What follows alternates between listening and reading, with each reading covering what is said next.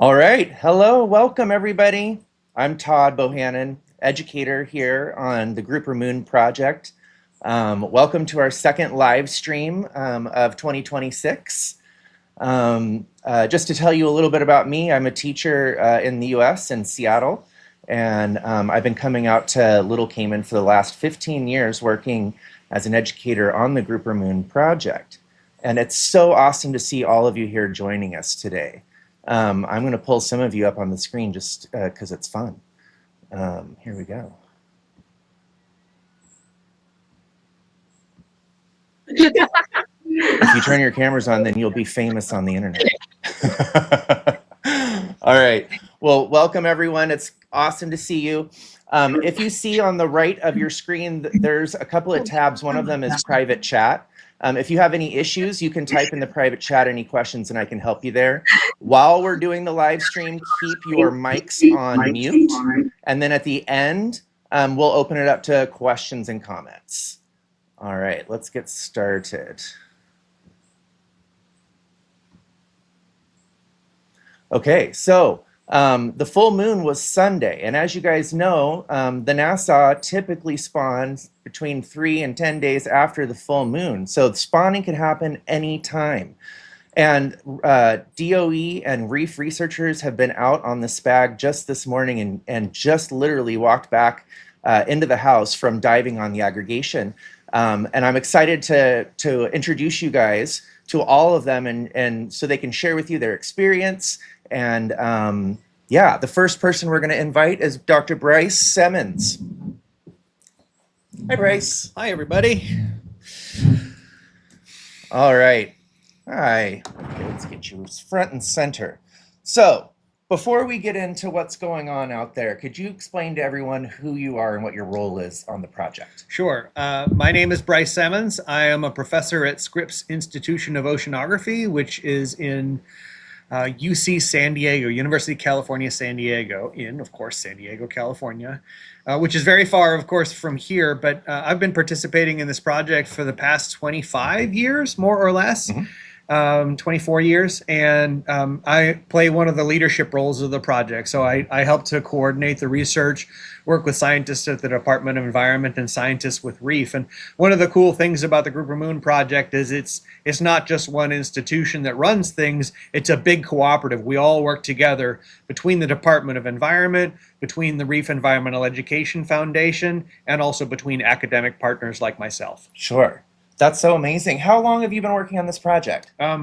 Yeah, about 24, 25 years, Wow. Which is a long time, probably a lot longer than some of you might have been alive, actually. For sure. Which is all of you. Yeah, so I've been around long enough to see some really remarkable changes, not only in the number of fish that are out at that aggregation site, but also in a lot of the technologies that we use in order to monitor that population through time. Now, remember, like 25 years, well, you're not going to remember. No, you won't remember this. 25 years ago, there were no such thing as digital cameras. We didn't have those. So you had film cameras. Yeah, we had film cameras that we would take down with us. We would literally put a tape into the camera, close it up, and you only had about 60 minutes on that tape before you had to swap it out. Of course, nowadays we have these like tiny little GoPro cameras, which you probably are all familiar with. Right. And the quality of the image that you get from those compared to what we used to get is just remarkable. It's miles above. Yeah. Yeah. If you're interested, you can go on to Reef's YouTube page, and on the live streams, we have the live streams posted there from all the previous years, and you can really see a dramatic increase in the quality of the, when we first started filming underwater, it was fairly pixelated and kind of dark. And now we have these great high res 4K images coming off of the spag. Right. Which is part of why we're now able to do things like you probably talked with them about facial marker capture. We haven't actually talked about that. Okay. But first, yeah. So today we've got a lot of high schoolers on here from Cayman Prep. You guys, it's awesome to see you. Welcome. Bryce, can you tell us what's been happening out there on the aggregation so far? Yeah, so this year has been a little bit interesting, as you probably all know, because you're here. It's cold. right? Really, really cold. And so we had a big storm and cold front move through here, and that's as a consequence that's kicked up a lot of wind and waves and stormy conditions on the water. So how does that affect the research? It makes it really hard for us to get out to the aggregation site because where these fish spawn tends to be at a place that you would typically not dive. It's very exposed. So when any big wave event, big storms come through, it tends to make it very difficult to get out to that very exposed site because the sea state, the size of the waves, are not conducive to us being able to use boat operations safely out there. So we've had to sort of intermittently cancel dives. We actually lost a couple of whole days where we weren't able to get out because of this big storm that just blew through. So today, this morning, is the first time we got out in the better part of 2 days now. Yeah. You know, I had a student ask yesterday, are these conditions affecting the Nassau in any way? And what have you noticed? Well, so that's a great question. So where they are, they're really not feeling a lot of the wind and waves because they're down at around, let's say, 90 to 100 feet, maybe 25, 30 meters. And let's show everyone what that looks like really quick. Yeah. So here's a clip that was taken on the first day out there. Right. So here's a great example of where it looks calm, right? Everything looks like kosher. There's no no problem. They look like they're not experiencing anything. Above, the boat is doing this. Right. It's all over the place. And so the sea state can be really rough for us when we pull up and we're trying to get a hold of that mooring. But once you're underwater and you're reasonably deep, it's not too rough. With the exception that typically with big storm events comes lots of current. So you went out this morning for the first time in a couple of days. Yeah. What did you guys see? There was a lot of current. Really? Yeah. So we were in roughly 6 to 8 foot seas. Wow. Like some big 8 Pretty foot big. rollers. That's pretty big. That's bigger than a normal dive boat would go out in. Sure. But once we moored up and we got under the water, the underwater conditions were quite nice, except that there was quite a bit of current. And when there's quite a bit of current, it's really challenging unless you have things like scooters, which are basically like jetpacks underwater. It's challenging to get to where the fish are. Now the fish, they're adapted to this. Right? So in this video that was taken the first day you guys were here, this was a few days ago. Yeah. It doesn't look like there's any current at all. Well, the fish are really good at making it look like there's not current. Okay. They're built for that. Okay. Right? There is quite a bit of current even on this dive. Really? But not as much as today. Today was more. quite currenty, yeah. And so has that affected them in any way, made them move around? The one thing they do with current is, even though they're quite adapted to dealing with current, and to us is a lot of current, to them is like, right, not that big of a deal, but they still want to hold on to their energy because they need to save their energy for the big show, for spawning. So they need to rest. And so they'll hunker down on the reef and they'll get amongst the coral and amongst the sea fans. They'll get out of that current. And so you'll basically see a carpet of fish that are just all over the bottom, lying around, kind of leaning. And that serves two purposes. It gets them out of the current, but also a lot of those fish are getting cleaned by little gobies and shrimp while they're down there. So they're getting a little freebie car wash. So that's what you saw this morning. Mm-hmm. How many fish did you see down there? I'd guess probably maybe 2,000 or 3,000. Okay. It's kind of hard to even coarsely estimate when they're all hunkered down like that. Sure. Because you guys have seen, right, they're that barred pattern normally. Well, that's the kind of pattern they go into when they're on the reef. And they do that because it's camouflage. It helps them to blend into the reef. And so when you're a diver, it's easy for you to miss most of the fish because they're so well camouflaged. Well, in this video, we see them in different colors. Is that because they're trying to blend in, or is that for a different reason? There's a couple of things probably going on there. One is that they take on either like a tuxedo color, a black and white color, or all black when they're up in the water column. And we think that's mostly reproductive signaling, meaning that they're kind of letting other fish know, hey, I'm kind of thinking about spawning. How about you? So they're communicating. They're communicating with their colors. Wow. What's really cool is you see the white fish there versus the black fish. Right. You might think that it's a white fish. It's always a white fish. They can change from white to black in 30 seconds. Like an octopus. Like an octopus. They can change their color very quickly. You wouldn't think it because they're fish, but they're very, very capable and flexible of their colors. And so why they're white and black in the water column has something to do with signaling, but also generally the more up in the water column they are, they'll typically go whitish, more white. And it's because they're camouflaging Backlight. against the sun. Okay. Against the white of the background. If you ever been underwater and you look up and the sky just looks white, well, so it's good to go to that color if you're up in the water column if you don't want to get eaten by like a shark, which we saw a couple sharks out there. We almost always see sharks these days at the aggregation site. Has that always been that way? No. Now, yeah, over time, we've seen more and more sharks at the aggregation site. And I think that's probably both because Department of Environment has done a good job of recovering sharks in addition to grouper. But also, as you get more and more grouper at an aggregation site, it's more and more of an attractive place to go get a meal, right? So as you get this bigger amount of fish all showing up in one place, it attracts more predators to it. So is that bad? No, I mean it's part of a healthy ecosystem. So it's a good sign. Yeah, it's very good. It's everything at the top of the ecosystem flows downhill, right? So those top predators are really important to structuring how reefs work, how ecosystems function. And when we skim off the top, those top predators, there's a really good chance you're going to break parts of that ecosystem. Okay. Conversely, on the other hand, as you rebuild those large predators, that top of the food pyramid, you're introducing back that structuring force, which is really important to healthy ecosystems. And that's why grouper are important. That's also why sharks are important. That's amazing.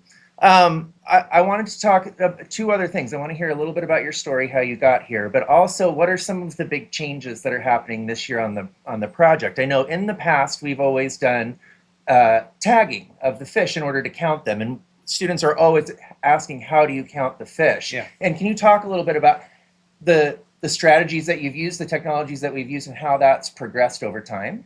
Yeah. So we talked about tagging before, and you guys have read about that. And we for a long time, for well over 10 years, we've been doing tagging work. And the way that that's happened in the past is we take a little what we call a spaghetti tag, and it looks like monofilament with like a colored coating on it. So it looks like a piece of spaghetti, but at different colors. We use different colors each year. Bright colors that are easy to see. Right? Easy to see. Yeah. So yellows, oranges, pinks, and then at the base of that is just basically a little dart. And we implant that or plug that into the back of a fish. We call it giving them jewelry. And we do that to a very small number of the fish at the aggregation site. So maybe, let's say, 100 fish, we put these tags in. Okay. And then we send our divers down to count 100 fish at a time. Do count of 100 fish over and over and over again. So you go find a patch of fish, you count each one of them till you get to 100, and you keep track of how many of those that you counted had tags. And we do that over and over and over again.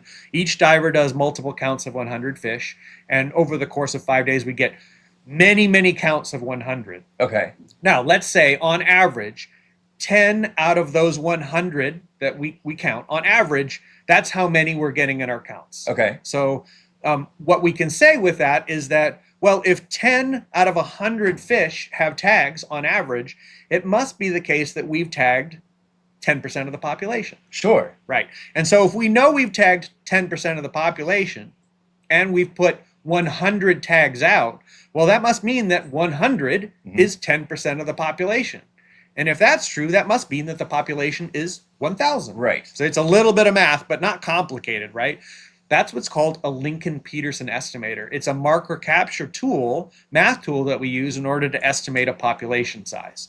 So that's how we've done it year over year. Right. The challenge with it is it's hard to do the tagging, and we worry a little bit that those tags have consequences. So sure, it's a little invasive. It's invasive. Every time, it's even like if you've ever got your ear pierced, there's a chance you're going to get it infected. Sure, right? It's the same thing with putting a tag in the back of a fish. And so can we do better? Right. And it turns out we can, because like we talked about at the beginning, we've got much better camera tools than we used to. Okay. To give much higher resolution. Like your phone, you probably all have phones that you can look at and they open up. Right. Right. And the reason they do that is because they recognize your face, your distinct features of your face. So that facial recognition tool that you use on your cell phone, we can use the same thing on fish. It turns out that these Nassau grouper, they have patterns on their sides that are consistent across their whole lives. So like you and me, Bob the fish looks very different than Steve the fish. Todd looks very different than I do. And we can use their individual patterns in order to keep track of them by reciting them, reseeing them year over year. So yeah, so this is a great example here. This is the same fish, you guys. So if you spend a little bit of time looking at this, So look closely. that first fish On on the top. top was seen in 2013.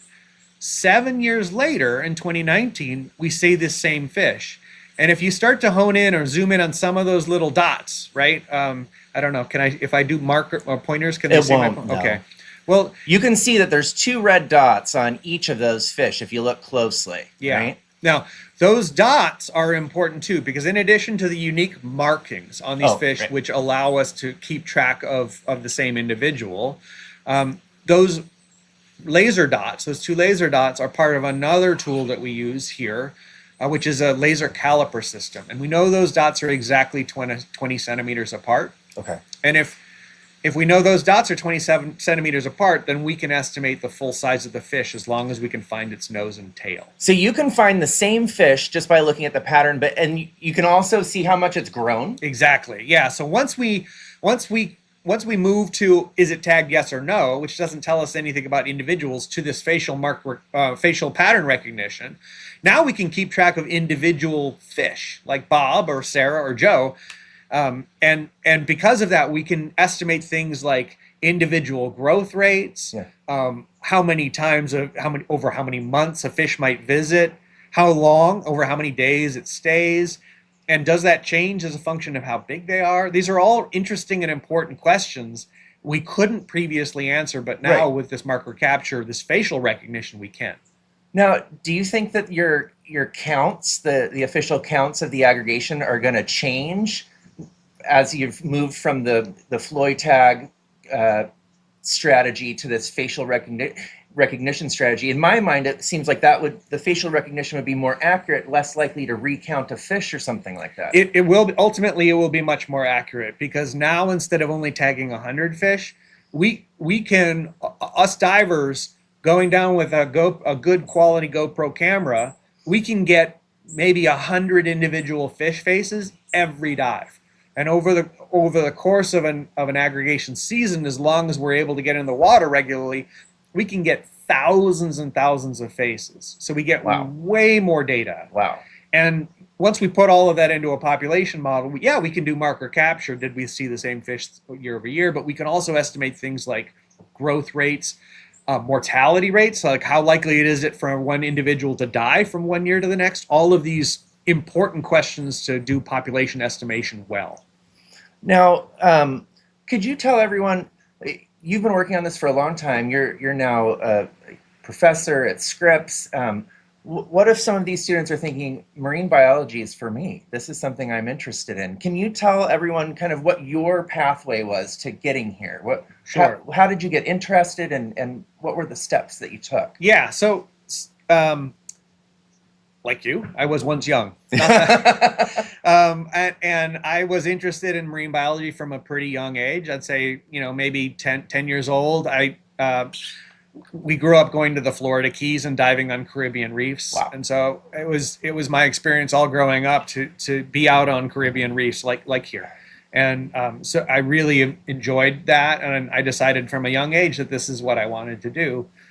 And so all of my education, I kind of focused on that. I did my undergraduate degree in wildlife and fisheries down in Texas at Texas A&M, and then I did a degree in environmental science and management at Santa Barbara to get my master's, and then I did a PhD in fisheries up at the University of Washington. So I kind of kept doing more and more education, which allowed me to continue to get involved in marine science. And in fact, when I first started in this project, I was still a PhD student up at Washington, at the University of Washington. So there's some video of you guys putting tags into the fish's bellies. Yeah. And you look quite young in those videos. Is that from back then in that time? That was from like 2005, so that's 21 years ago. Yeah. Wow. It's a while ago. So after you got your PhD, how did you get involved in Grouper Moon? Well, so the Reef Environmental Education Foundation, I'd been involved with Reef, so that's this nonprofit. I've been involved with reefs since my undergraduate days. Okay. I'd helped to develop some of the fish monitoring protocols that Reef uses. And I'd stayed involved with them ever since. I thought they were an amazing nonprofit. They were the only, and I think still are, one of the only nonprofits that really focuses specifically on divers and citizen science. So making use of divers to collect information that's useful for marine resource management. To me, that was really cool. And so I stayed involved with Reef. And Reef actually started with Department of Environment, the Grouper Moon project, back in 2001. Okay. Reef happened to be running a field survey project where they had some citizen science down to just do fish monitoring the same year that aggregation was discovered. When you say that citizen science and doing field monitoring, what does that mean? What are they doing? Well, really what they're doing is they're going to dive sites all around the island just like a recreational diver would do. Okay. And the only difference is while they're doing the recreational dive, they're writing down every single species of fish that they can positively identify and then keeping track of relative abundance. So did I see a single or a few or many or abundant individuals? Okay. And they write down all of that down and then they submit that to a central database.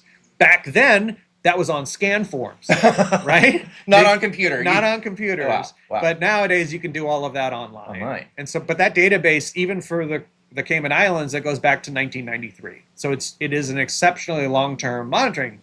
Is there anything else like that?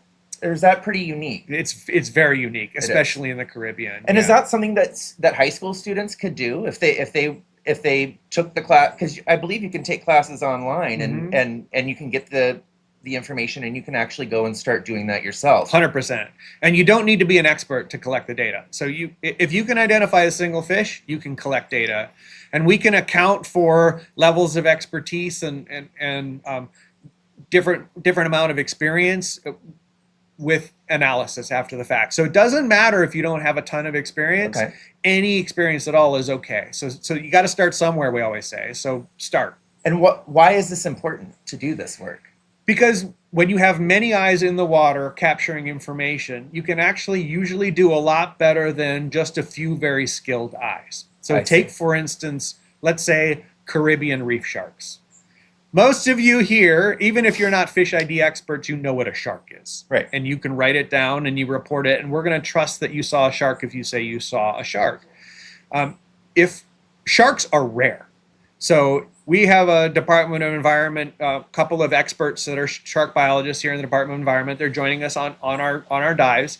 But they're only a couple of sets of eyes, and sharks are rare. So on any given dive, how likely are they to see a shark? Probably not all that likely. But if we got a ton of you guys that are all recreational divers, citizen scientists that are in the water, and you're diving all over the place, even if you're only seeing sharks maybe 10% of the time, that's a lot of observations of sharks relative to what a professional can do.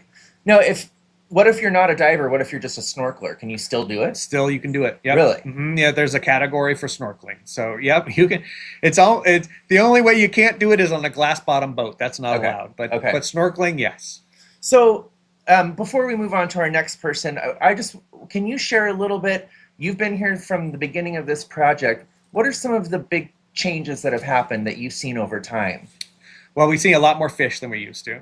How many were there when you started, do you think? I mean, I think maybe 1,000, maybe a couple thousand. Okay. I mean, we have some old videos, and we look at those now, and we're like, gosh, that's not a lot of fish. At the time, it felt like a lot of fish. Because remember, you guys, this species is critically endangered. So in most places in the Caribbean, you see 1,000 of these fish. You're like, oh my goodness, that's a lot of fish. Nowadays, we see 5,000 fish, or let's say today, I think I would estimate maybe 2,000 or 3,000 fish. And of course, it's that shifting baseline, right? I'm like, that's not all that many fish. Right. That's a ton of fish anywhere else. I mean, even at 3,000, that's the biggest aggregation left in the Caribbean that we know of. So point is, a lot more fish nowadays than there used to be. And that's been a big change. We see a lot more sharks out there, like we talked about, than we used to, which is a big change. Technology that we use is changed, and our teams of divers. We have a lot more divers, a lot more expertise through the Department of Environment. We have a lot more scientists that participate in the project, and which has been awesome because we're bringing all kinds of different skill sets to the project. We've got Well, you'll meet some amazing DOE scientists, researchers, and captains that are all part of this project. And we bring in scientists from lots of different locations as well to help to support the science. So it's a big community effort. I love that's probably my favorite part of this project is it really feels like a whole community, everyone working together on this. Yeah, for sure. It's a great way to do science because you get all different perspectives. Right. Right. It's not just scientists kind of making up interesting but esoteric questions or questions that don't really matter for management. It's because we're Department of Environment and scientists are all working together. We're really focusing on questions that matter to improve fisheries management for the Cayman Islands. And it's been hugely successful. Yeah, it's something that you all should be really, really proud of. And I also think that you should know that you're participating right now. You are now part of working on the Grouper Moon project. You guys are learning this information. I encourage you to go and share it with your families and your friends. And as we share that information and we get more people understanding and knowing what's going on, the more successful I think the project becomes. For sure. Yeah. Awesome. Yeah, absolutely. It's something that we get the word out with bringing you guys along with us on this journey, and I think that's really important because part of doing effective management is not just enforcement and the top down, like you must not, you can't, but really as a community understanding why the resource is important, why it's protected. Hey, these creatures only spawn, they only reproduce this time of year, so maybe let's let them reproduce when it's time to reproduce if we want to have more fish to catch and more fish to see into the future. So helping everybody to understand that and getting community buy-in has been really important. That's awesome. You guys, I'll post on the Grouper Moon blog later today some information if you're interested in doing some citizen science with reef and where you can get that information. I'll post that on the blog. Bryce, thank you so much for being here. Thank you. It was awesome to see you today. If you guys remember, tomorrow we are doing our underwater live stream and Bryce will be taking us down and looking at the fish, so you definitely want to join us for that. All right. Thanks. Thank you. Bye, you everybody. So much, Bryce. All right, so next up, I have Paul Chin from the DOE. He's going to come up and tell us a little bit about what he does on the project. All right, here we go. Paul. Hey, good morning, everyone. How you doing? How are you, Paul? Not too bad. Nice to see you again, Todd. So what happened today? Well, today we went out there, finally got out for the first time in about 3 days. We had a nor'wester blowing. Wave heights are too high and too frequent. It was unsafe for our divers. So we managed to get out today. Some of the divers were able to locate the fish. The fish have shifted a little bit. They've gone a little bit more east, but we located them. And do they do that a lot? Do they move around a lot? They tend to move around a little bit. It seems like, from my personal opinion, it seems like with the numbers and the population sort of recovering, they're sort of reverting back to original, what I would think to be original behavior, or maybe sort of evolved behavior or learned behavior.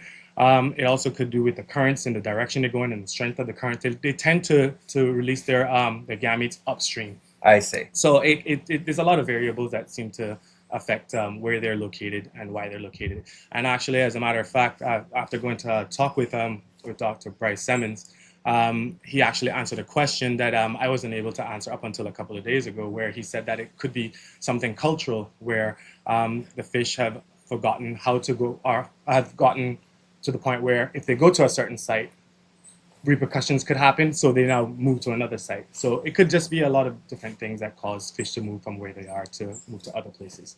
So can you tell everyone, how did you get involved? What is your role at the DOE? Well, my role at the DOE is I'm a research officer. I'm a scientist, so I do a lot of research, a lot of projects. It doesn't just come down to groupers. So there's groupers, there's turtles, there's lobsters, there's coral reefs. So pretty much anything in the marine environment that we do research on, I'm pretty much involved in. And it started 16 years ago. Wow. So I've been involved, well, officially, but I've been with the department for about 20 years as an intern straight up to where I'm at right now.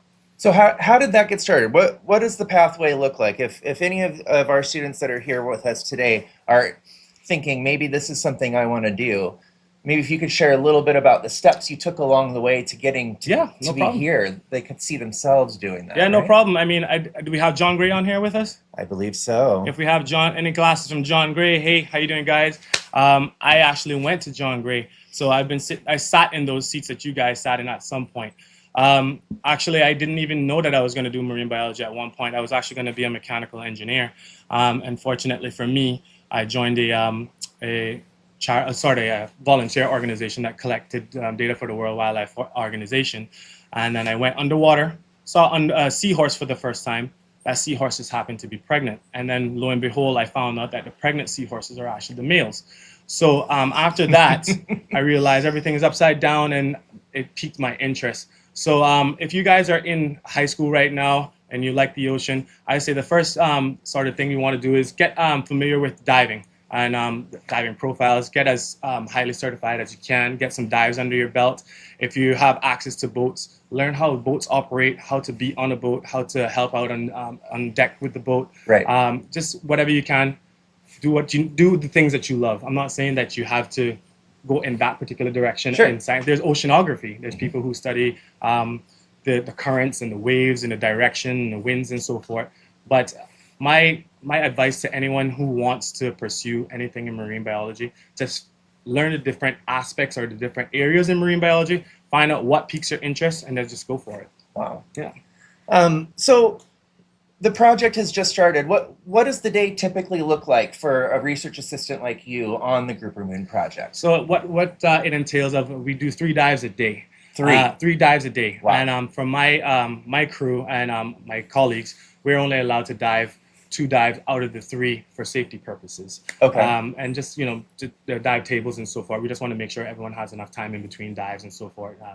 So that would include getting everyone to the dock, getting everyone geared up, getting all the tanks in, doing a safety talk, make sure everyone knows how to handle the site, and let them know and give them the precautions and the rules and what to look forward to when they get out there. Let them know there's going to be current. Then we get in, we secure the boat, do our checks again, make sure everything is safe for everyone.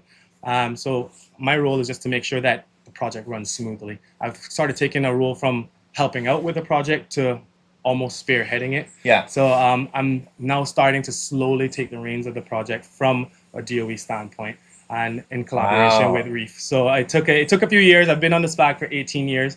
But, it's a long time. It's a long time. So I've seen it grow. I've seen it flourish. And it's definitely, it warms my heart to know that in the 18 years, I was able to help get this population from such low numbers to what we are now. Right.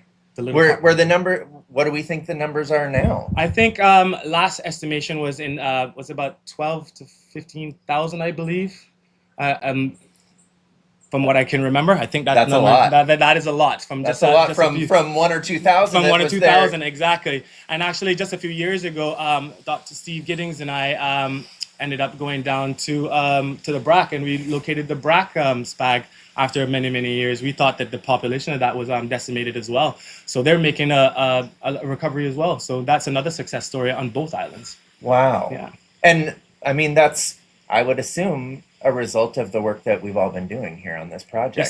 Yes. I mean, I think it's really incredible I remember when I first came on the project, we had divers that would try to go out onto the BRAC. The BRACs, where they spawn there, it's quite difficult to dive. It's quite difficult, right? Yes. But they were only seeing a few hundred fish back then. Correct. And now I remember Dr. Croy McCoy was saying last year that he thinks there's a few thousand. Fish. No, I think we estimated the numbers to be about 2,500 to about 3,000 fish now. So and these are very big fish. Yeah. So big fish on both islands. So again, it's one of those success stories that if you're involved, it just lights up your day. That's amazing. Makes you want to get up to go to work in the mornings. To know that you're making an impact on the environment. Yeah. Yeah. Wonderful. Thank you so much, No Paul, problem. for showing up. Wonderful to see you guys. Hey. And stay in school. Yeah. All right. I've got a captain from the DOE here who's going to introduce himself and share a little bit about what they do on the project. Morning, Todd. Welcome. How did it go out there this morning? A little bit bumpy, but we actually got out today, so it was a nice change of scenery. Yeah. To actually get out there and be back on the field. It was nice. Can you tell everyone who you are and what your role is at the DOE? So my name is Jonathan Eubanks. I am employed at the Department of Environment. I've been there for about 5 years. And my job, I'm pretty much a captain and help out on all our projects we do on the sea. It changes from day to day and nothing's ever the same. And that's the great part about the job because it's always something different. It's never the same. And we face new challenges and new opportunities every day. So, how long have you been a skipper? I mean, is this something that when you were a kid, you're like, I'm gonna be driving the boat, or was it something that you fell into by Well, accident? I don't know. I guess sort of weird if I really look at it like that. If I guess I did all kind of different jobs on the sea. I was always on the sea. I've Okay, done so you were every always attracted to the water. Yeah, correct. I did everything from running boats to sport fishing to deliveries to ocean yachts to mega yachts. So Here on Grand, is that where you grew up? Florida. Oh, Well, Florida. I did motion mega yachts in Florida. I've done deliveries across the way, but I've done most of my operation and running boats here in Grand, and then obviously in the sister islands with these projects as well. Wow. So if there was a student out there that's like, that's what I want to do, what would you recommend? Well, for anyone who likes to be outdoors and doesn't like to be in an office or cooped up on a desk all day, I'd recommend it because it's always something new out there. It opens your eyes every day. You're always learning. It's always different conditions. Even if you go to the same spot, it's always different because you have different conditions. You have different variables on where you could be, the currents, the waves. So you're always learning and just keeping your eyes open. You have to, just make changes to the weather and adjust to Yeah. how everything goes. And what the job as a captain, your main job is to keep everyone safe at all times. Right, So right. yeah, safety first, and like I said, for anyone who likes to be outdoors, I'd recommend it. So will you guys go back out at noon for a midday dive? Correct. We have 3 dives planned for today, and we hopefully everything goes off as a hitch because the weather is actually calming down as we speak. And so yeah, Fingers we're gonna be out there crossed. this afternoon as well, and then we'll be out there this evening. All right, Evanks, thank you so much for Thank coming. you. Have a good day.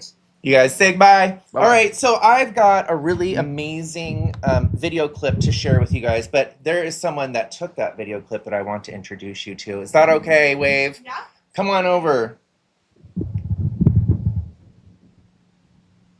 Hi, Wave. How are you? Hello, I'm good. How are you? I'm fine. Did you get to go out on the aggregation this morning? I did, yeah. What did you see? We saw not as many fish as before. Before, yeah. We had some pretty strong current near the bottom, and so a lot of the fish that I saw were kind of tucked in the reef a lot more and kind of hiding out, it looked like. But I saw a big green moray eel, which was pretty Wow. cool. My dive buddy pointed that out. That was awesome. Morays are so amazing. So can you tell everyone who you are and what you're doing on the project this year? Yeah, so my name is Wave. I am a third-year PhD student at Oregon State University. I work with Dr. Scott Pell, and that's one of the labs that's out here on the project. And so I'm helping collect data. So we're swimming around. I usually have a GoPro, and I'm getting up close to the NASA grouper, filming their patterning so that we can use that for a facial recognition project to basically be able to tell those same fish are returning to the reef year after year. So you'll be one of the divers that's going out like 3 times a day and counting and collecting all of the data. Yes, yeah. So is it true that this is the first time you've dived in warm water? It is. This is my first time ever diving in warm water. How does it compare? It's totally different. Yeah, it is. Because it's quite cold where you're from. Yes, the yeah. water. Yeah, usually I'm diving up in Oregon. The water is usually about 48 degrees Fahrenheit on average. Wow. And up here it's close to 80. Uh-huh. So, yeah, a very big difference. It's really nice. Usually by the end of the dive, my hands are like shaking. It's hard to. I have Your lips gloves are purple. on. My lips are purple. We dive in dry suits, so we don't even actually have like water that gets on our body. But yeah, usually I'm a lot more limited, I would say, by cold than anything else. Right. And out here, I don't even think about the water temperature, which is really nice. And the visibility is also incredible out here. You can see. Oh, yeah. I mean, it doesn't compare. Yeah. There's so much more nutrients in the water where we are. Yeah, in Oregon, I'm lucky. Sometimes dives, I can't even see my hand in front Like, of me. really? Like, not even a foot in front of you? Yeah. Wow. Yeah. That's a little frightening to me. So I'm going to pull up a clip on Wave's very first dive. They got this amazing video that I want to share with you guys, and then we can talk about it. Let's go back out to desktop. Here we go. All right, so here we see, this is the ocean bottom. And I don't know, I'm going to rewind that so you guys can get a better look. This fish that's coming up off the bottom, this NASA, do you see with its mouth open down? What's going on? Yeah, so I saw this fish swimming around, and you can see in the video there's lots of other fish around it, and that caught my attention, and its mouth was all kind of poked out, and there's a pufferfish sitting in there, and so it looks like it went to eat a pufferfish, and then it puffed up in its mouth, and so its spikes are out and everything. I've been coming on this project for 15 years. I've never seen anything like it. I've often thought, what happens if a fish eats a Yeah, puffer? What would definitely. happen? And I mean, that looks amazing. Were you I was surprised? very surprised. I didn't expect, I had no idea what it was doing at first and did not expect to see a pufferfish in there at all, but it was very cool to see. That is so amazing. You're now famous on the project. I mean, your very first year, and you're making videos that I mean, we're going to be sharing all over the place. Um, Maybe for the kids out there that are thinking marine science is maybe something I want to do, how did you get involved? What inspired you, or what was your first steps? Oh yeah, so my first steps, I grew up not far from Santa Cruz, California, the coast, and so I'd go out there a lot with my family. And I feel like a big thing is just to really kind of take advantage of exploring your local environment, whatever that may be. For me, that was going out into kelp forests. That's what I research now, and I was always really fascinated by all of the different fish and other sea creatures that I saw in there. And we also noticed kind of over time kelp declining in the places that I lived, and so that kind of sparked a lot of curiosity in me about why that was happening, and that really led me to what I'm doing now. So where do you think you'll go from here? Are you third year PhD? Does that mean you've already kind of chosen your specific area? So Yeah. what is your specific area that you're focused on in your program? Yeah, so I am researching kelp forest fish communities off the Oregon coast, looking at how many fish are there, what kinds of fish live there, and how do they respond to changes in kelp abundance and other kind of environmental factors. And kind of more long term with that, I guess, Yeah. I'm really interested in how we can better manage our nearshore ecosystem. So that's things like kelp forests, coral reefs, anything kind of close to shore, and better ways to monitor on scuba or other methods, Yeah. and improving that. Well, that's so cool. Thank you so much for coming out and sharing Yeah. this with us. And I look forward to seeing more amazing clips. Totally. I hope From I you. can get some more. Yeah, let's get some more. All right. Thank you so much. Thanks. All right, you guys. If any of you have questions, now would be the time. You can unmute yourselves, or you can type them into the chat. I'm going to pull up a couple more videos. I've pulled together some highlight clips that have been taken this year on the SPAG so far that I wanted to share with you. So let me pull up a couple of those real quick, and then we will wrap it up for the day. Okay, so here is a shot of the aggregation. So this is an up-close shot of those fish out there on the east end of Little Cayman. And it's hard to tell, but those fish are enormous, like 3 feet, some even bigger than that. I mean, just giant, and there's thousands of them out there. Really beautiful. Let's take another look. I believe we've got one with a shark in it. Let's see if we can see the sharks, because like Dr. Bryce Simmons was talking about, this is, seeing sharks is now quite common on the aggregation. So here's another pan of the aggregation, and oh, there is a shark right there. Beautiful. That looks like a nurse shark out there. Amazing. And you see that those NASA are all hunkered down there on the bottom. A lot of them are getting cleaned. They have cleaning stations down there, and while the fish are on the aggregation, they're not doing their normal behavior. They're not eating, they're just hanging out, getting ready to reproduce. And because they're using so much more energy, they get parasites on them, dead skin starts to build up, and they go down to those cleaning stations and they get all cleaned up. It's a visit to the car wash. And it's important for them to do that so they can stay healthy and fit to continue and to have the spawning that's going to happen hopefully tonight. Tonight is the third night after the full moon, and often that is when they spawn, although it could be tomorrow, the next night. We will wait and see. But that's all for us for today, you guys. Thank you all, everyone that was able to make it. Remember, tomorrow we will have our third live stream, and tomorrow's live stream will be underwater.